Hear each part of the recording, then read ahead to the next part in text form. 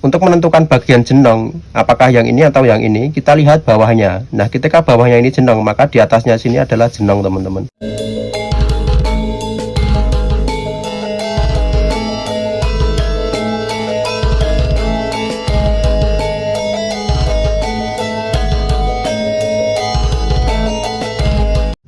Assalamualaikum warahmatullahi wabarakatuh. Jumpa lagi bersama kami di channel Boneka Bayangan Official. Nah, di edisi kali ini kita berkesempatan untuk belajar bersama bagaimana cara membuat batik parang seperti ini, teman-teman. Nah, di sini ada tokoh Garut Kaca yang sebaliknya belum dibuat untuk motif parangnya. Langsung saja yang perlu kita siapkan. Pertama-tama kita memerlukan penggaris. Nah, seperti ini ya.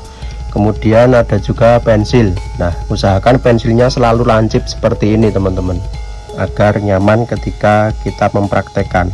Nah, oke. Kemudian yang perlu kita lakukan pertama kali, kita harus membuat garis lurus dulu, teman-teman.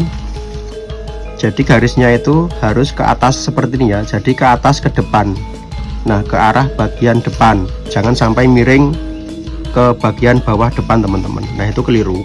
Karena yang benar garisnya itu ke atas seperti ini ya.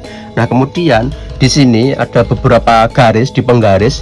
Nah, garis yang panjang, nah seperti ini, teman-teman, dan garis yang pendek. Nah, kelihatan nggih, garis yang panjang dan garis yang pendek. Kemudian garis yang panjang warna merah dan garis yang pendek warna merah. Nah, ini sangat membantu sekali dalam kita membuat pola dasar ini, teman-teman. Nah, kemudian untuk menentukan jarak antara garis yang satu ini dengan garis yang berikutnya, kita gunakan garis yang pendek di sini, teman-teman. Nah, garis yang pendek ini ya, langsung saja kita praktekkan. Nah, jadi harus benar-benar pas ya, teman-teman. Ini di satu garis lurus untuk garis yang pendek. Nah, kemudian kita garis di sini. Nah, hasilnya seperti ini.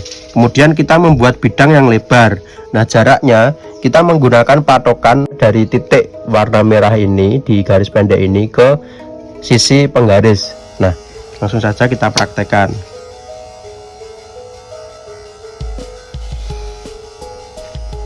Nah, seperti ini, teman-teman. Ini jaraknya sudah jadi ya, jarak yang pendek kemudian jarak yang lebar. Nah, ini ada dua jenis bidang. Yang satu bidang pendek, kemudian yang satu bidang lebar. Nah, kemudian kita buat bidang pendek yang berikutnya. Nah, jaraknya tadi garis yang pendek ini ya, teman-teman. Kemudian setelah bidang pendek, kita membuat bidang yang lebar.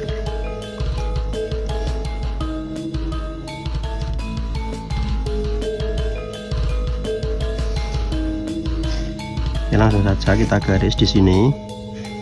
Kemudian setelah itu kita membuat bidang yang sempit atau yang pendek. Nah, setelah bidang yang sempit, kita membuat bidang yang lebar. Kemudian kita membuat bidang yang sempit lagi. Kemudian kita membuat bidang yang lebar lagi, teman-teman.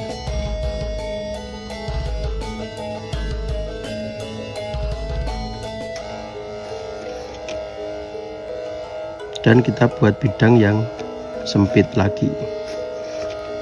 Nah, seperti ini. Kemudian kita buat garis kecil di sini di sisi depan bidang yang sempit, teman-teman.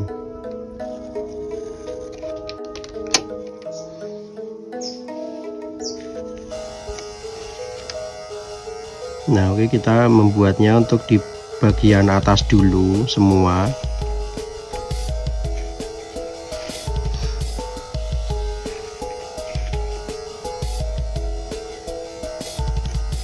Nah, kemudian kita balik wayangnya, teman-teman. Jadi ketika panjenengan membuat pola ini, panjenengan bebas membolak-balikkan wayang agar mendapatkan posisi yang nyaman. Nah, kemudian yang selanjutnya kita buat garis di bagian bawah seperti ini, teman-teman. Ini terlalu lebar ya, kita hapus dulu. Jadi jaraknya itu harus benar-benar sama, teman-teman. Jangan sampai ada yang lebar dan ada yang kecil, nanti jadinya tidak presisi. Nah, memang kekurangan jarik parang ini, kita membuat polanya itu harus benar-benar presisi teman-teman.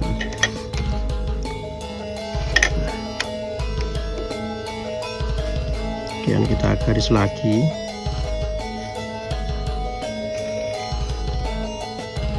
Jadi untuk garis yang ini saya rasa tidak menggunakan patokan ya, jadi patokannya itu hanya insting saja teman-teman. Jadi jangan terlalu kecil, jangan terlalu sempit. Nah, sesuai selera panjenengan sendiri. Nah, dan ini sudah jadi teman-teman. Kemudian yang selanjutnya kita buat garis yang berlawanan dari garis yang miring ke atas ini teman-teman. Dan langsung saja kita buat. Jadi bagaimana cara agar bisa membuat garis yang berlawanan dan presisi? Nah, kita gunakan garis bantu di sini lagi ya teman-teman. Nah, ini kan garisnya lurus. Nah, otomatis yang bisa kita jadi patokan garisnya ini teman-teman. Nah, langsung saja kita garis ke bawah. Nah, dari atas sampai ujung bawah ya teman-teman. Nah, kemudian kita geser lagi 1 cm teman-teman. Ini 1 cm atau berapa ya? Sepertinya nggak ada kalau 1 cm. Jadi kita gunakan garis yang panjang ini untuk membuat jarak garis yang satu dengan garis yang berikutnya teman-teman.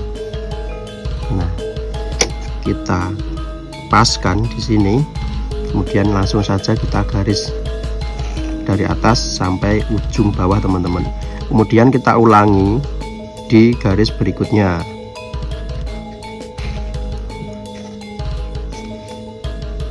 Nah, pokoknya terus ya seperti ini teman-teman. Langkah berikutnya sama.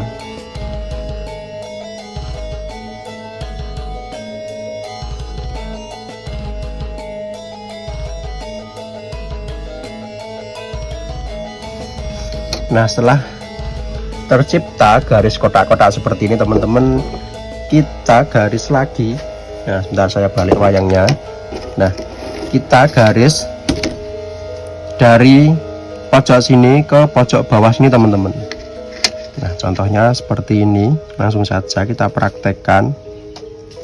Nah, jadi dari pojok bidang ini ketemu pojok bidang yang sama ya teman-teman. Nah, seperti ini. Dan kita lakukan langkah yang sama di bidang berikutnya teman-teman. Jadi langkahnya itu hanya mengulangi seperti ini saja.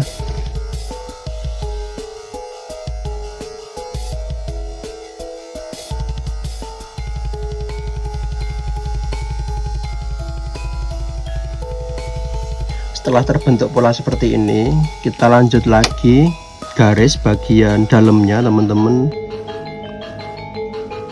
Nah, ini saya membandingkannya dengan garis yang pendek ini juga ya teman-teman.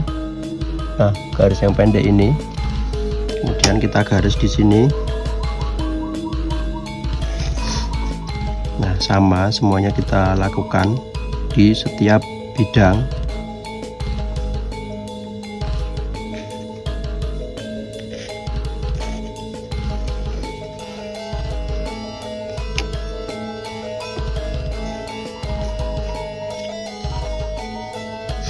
Nah, kemudian kita balik wayangnya dan kita buat garis lagi di atasnya lagi teman-teman, di bagian dalam. Sama ya jaraknya, jadi menggunakan garis yang pendek ini teman-teman.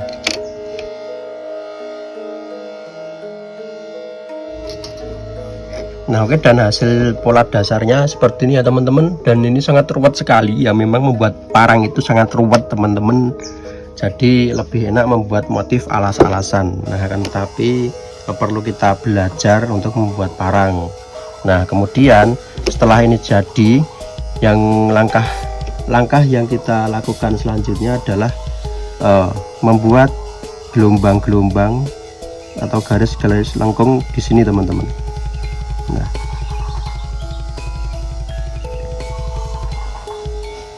seperti ini.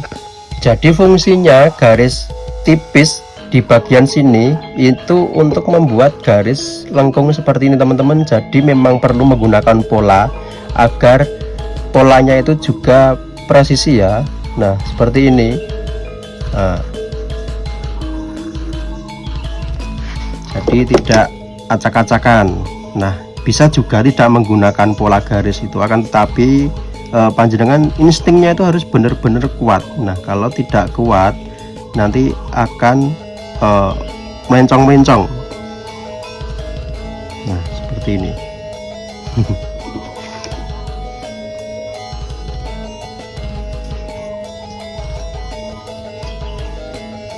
Oke, kita gambar semuanya. Nah setelah ini selesai, kemudian kita buat motif melengkungnya teman-teman.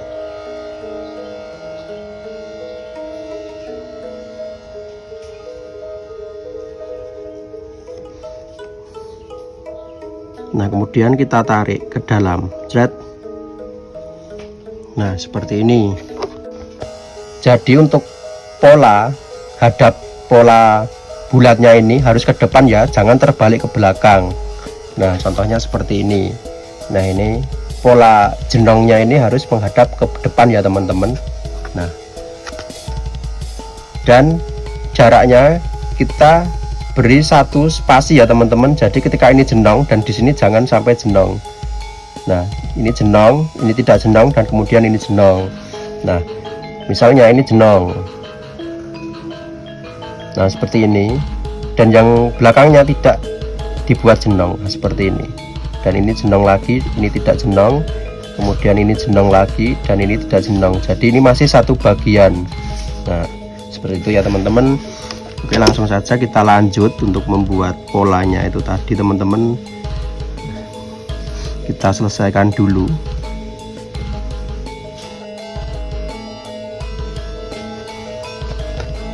Nah kemudian ketika atasnya ini jenong, bagian bawahnya juga harus jenong ya teman-teman. Nah seperti ini, dan yang belakangnya, yang depannya tidak jenong, kemudian ini tidak jenong, dan yang ini jenong lagi. Nah seperti itu. Yang ini tidak kelihatan ya, kita buat di bagian atas ini, dan ini jenong, ini tidak jenong, kemudian ini jenong, kemudian tidak jenong, kemudian jenong lagi dan tidak jenong lagi teman-teman. Nah seperti itu langkah-langkahnya yang bisa kita pelajari bersama.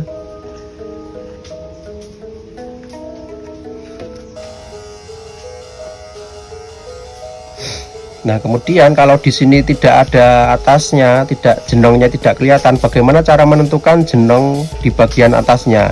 Nah kita bisa urutkan dengan jenong yang bagian bawah. Ketika ini bawahnya jenong, yang atasnya ini juga jenong ya teman-teman. Nah jadi biar nanti hasilnya bagus. Nah misalnya ini masih polos.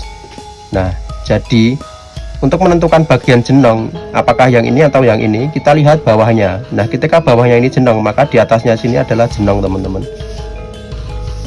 Nah seperti ini. Kemudian yang di sini tidak jenong. Nah jadi ini saling bertemu ya teman-teman, saling berkaitan. Nah seperti itu. Nah kemudian untuk langkah selanjutnya, ketika ini sudah terisi dengan pola-pola jenong seperti ini semua, nah kita perlu membuat pola tarik garis lurus di bagian jenongnya teman-teman. Nah seperti ini. Nah ditarik ke depan ya, ke depan belakang. Jadi semuanya saja.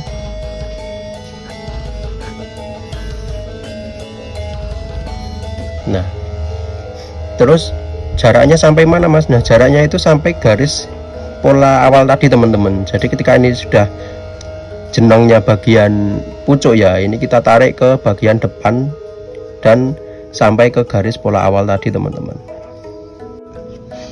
Nah kemudian langkah selanjutnya kita membuat motif atau pola, apa ya ini namanya, jubin. Kalau di remi itu seperti prisma atau apa ya teman-teman, saya lupa. Nah seperti ini. Kalau di kartu remi itu namanya jubin ya, seperti ini.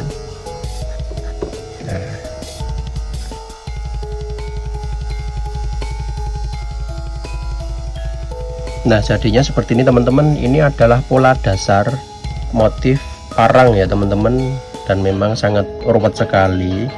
Nah, kemudian untuk langkah selanjutnya ini kita bisa langsung memberikan warna teman-teman. Pada motif jari parang ini saya hanya membutuhkan warna hitam dan warna emas teman-teman. Nah, langsung saja kita praktekkan. Kita beri warna hitam pada bagian garisnya ini ya teman-teman.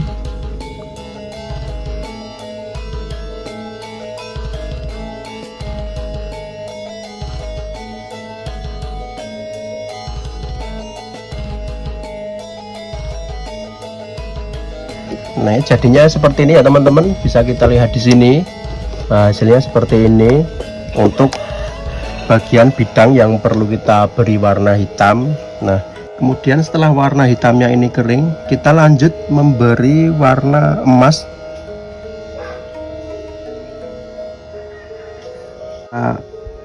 Nah, yang kita beri warna emas adalah di bagian pinggirnya ini teman-teman. Jadi semua kita ratakan dulu di bagian garis-garis lengkung ini ya, di bagian bentuk-bentuk gelombang seperti ini.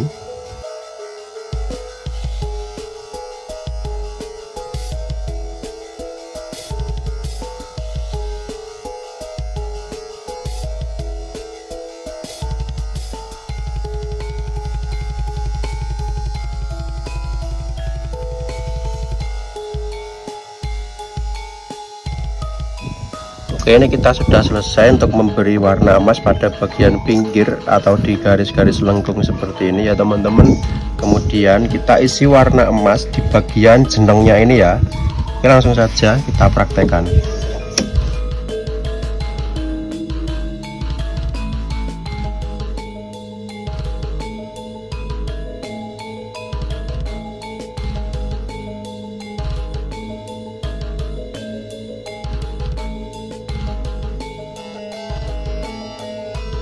Nah, setelah pemberian warna emas ini selesai, kemudian langkah selanjutnya akan saya beri garis tepi teman-teman, dan saya menggunakan pen kodok atau biasa disebut dengan comic pen ya. Kalau panjenengan beli di toko ini namanya comic pen, dan menggunakan cat hitam teman-teman.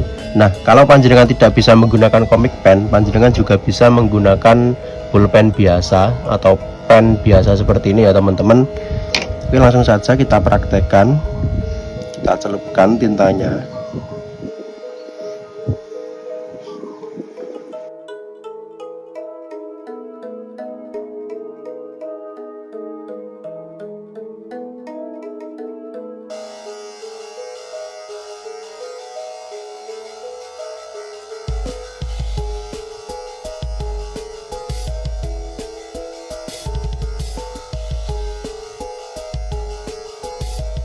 Oke, ini sudah selesai semua untuk garis tepi di bagian pinggirnya teman-teman. Kemudian di sini akan saya beri garis untuk di bagian tengahnya ini ya teman-teman. Langsung saja kita praktekkan. Masih sama menggunakan pen kodok teman-teman, atau pen biasa juga bisa. Nah, sebentar, ini pen kodoknya macet. Nah, karena memang sangat susah sekali ya menggunakan pen kodok ini. Jadi kalau untuk pemula dalam tahap belajar itu memang susah sekali mengendalikan pen kodok ini teman-teman. Jadi pen kodok itu memang keenceran catnya itu harus pas. Nah, kendalanya pen kodok itu seperti ini ya. Jadi kadang lancar, kadang macet. Nah, saya juga bingung sendiri ini.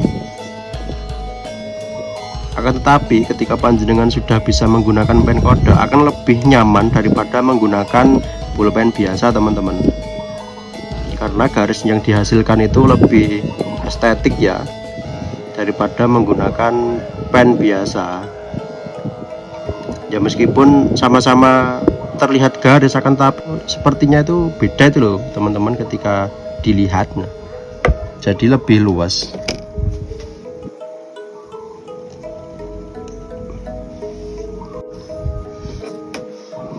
Nah, kurang lebih seperti ini ya teman-teman. Ini sudah jadi.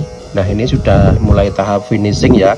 Dan tahap finishingnya itu akan saya beri dengan mangsi banyu teman-teman, yaitu lem rakol saya tambahi dengan pigmen. Nah, di sini akan saya tambahi dengan pigmen warna hitam, teman-teman. Nah, langsung saja kita campurkan untuk lem rakolnya. Nah, cari wadah yang kecil aja, jangan banyak-banyak, secukupnya saja ya teman-teman. Nah, seperti ini. Kemudian kita letakkan dulu dan kita ambil untuk pigmen hitamnya. Jadi ini sedikit saja, jangan sampai banyak-banyak ya. Kalau banyak-banyak nanti warnanya terlalu hitam teman-teman, jadi tidak transparan. Nah, ini sisa sekali nih, sudah kering karena pigmen hitamnya. Nah, sebenarnya sudah. Nah, dikit banget teman-teman.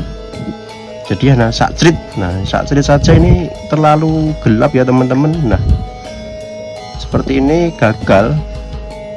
Dan harus kita kurangi teman-teman, jadi akan saya kurangi di bagian wadah ini dan akan saya tambahi dengan lem rakol lagi.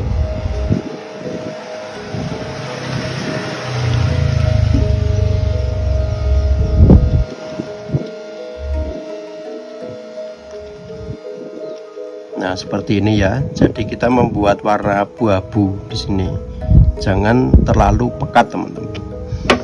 Ya, langsung saja bagian mana yang perlu kita isi dengan mangsi banyu ini. Nah, tentunya di bagian pinggir sampingnya pen kodok tadi teman-teman, sampingnya garis kontur ini. Nah, di dalamnya sini ya berarti ya. Nah, seperti ini, pelan-pelan ya teman-teman. Nah, seperti itu. Ini fungsinya untuk menampilkan kesan semu. Nah, jadi tidak begitu kontras dan hasilnya nanti akan terlihat luas ya teman-teman.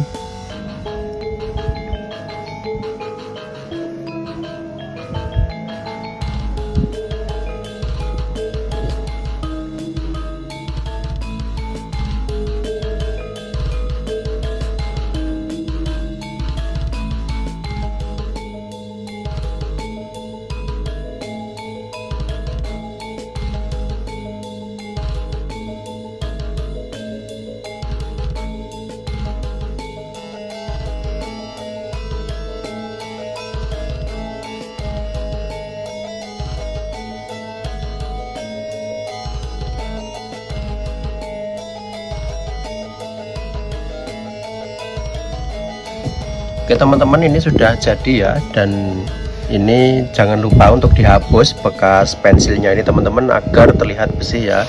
Langsung saja kita hapus menggunakan penghapus teman-teman. Nah, jadi agar terlihatan rapi. Nah, jangan sampai lupa ya, nanti kalau lupa terus jenengan dus, dan ini nanti tidak bisa hilang teman-teman karena sudah tertutup dengan clear. Makanya harus teliti. Dan penghapus ini harus benar-benar kering dulu teman-teman. Kalau belum kering nanti ketika dihapus catnya ini akan ikut apa ya, nyelepret. Apa itu bahasanya, nyelepret itu? Nah, maksudnya meluber kemana-mana, nanti malah kotor. Nah, seperti ini ya teman-teman.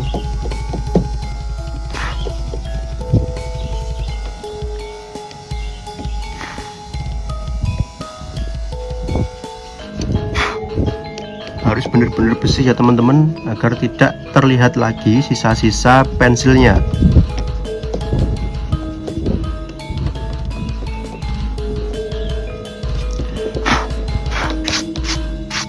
Nah, ini sudah jadi, hasilnya seperti ini ya teman-teman. Ini adalah tutorial bagaimana cara membuat pola motif wayang, kemudian bagaimana cara mengecatnya juga. Nah, ini sudah saya sajikan pada video tutorial ini ya teman-teman.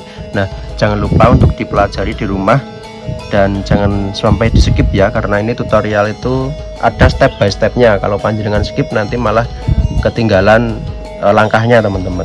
Nah, oke, cukup sekian dulu video tutorial dari kami. Nantikan video tutorial berikutnya. Assalamualaikum warahmatullahi wabarakatuh. Salam budaya.